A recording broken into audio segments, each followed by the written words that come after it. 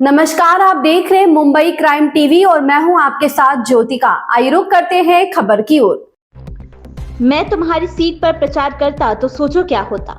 अजीत पवार ने भतीजे की जीत का उड़ाया मजाक। महाराष्ट्र विधानसभा चुनाव में जीत के बाद एनसीपी प्रमुख अजीत पवार का आत्मविश्वास चरम पर है। यही वजह है कि जब उनका सामना अपने भतीजे रोहित पवार से हुआ तो उन्होंने मजाक करते हुए कहा कि अगर मैंने तुम्हारी सीट पर प्रचार किया होता तो तुम्हारा जीतना मुश्किल होता। गौरतलब है कि हालिया चुनाव में रोहित पवार मामूली अंतर से जीत दर्ज कर सके हैं। रोहित पवार भाजपा के राम शिंदे के सामने हारते हारते बचे और सिर्फ 1243 वोटों से ही चुनाव जीत सके।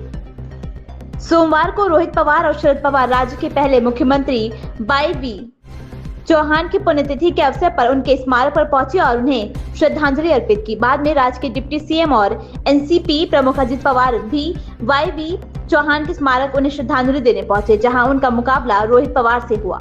इस दौरान अजीत पवार ने रोहित पवार को जीत की बधाई दी और मजाक करते हुए कहा कि इधर आओ, मेरा आशीर्वाद लो, तुम मुश्किल से ही जीत पाए हो। अगर मैंने तुम्हारी सीट पर प्रचार किया होता तो सोच लो क्या हुआ होता।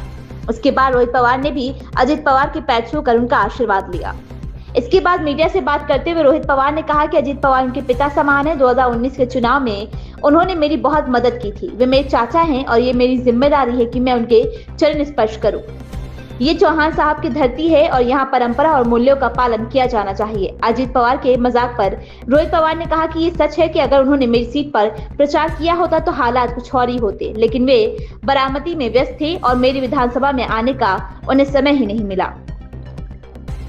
इस खबर में बस इतना ही। बने रहिए मुंबई क्राइम टीवी के साथ।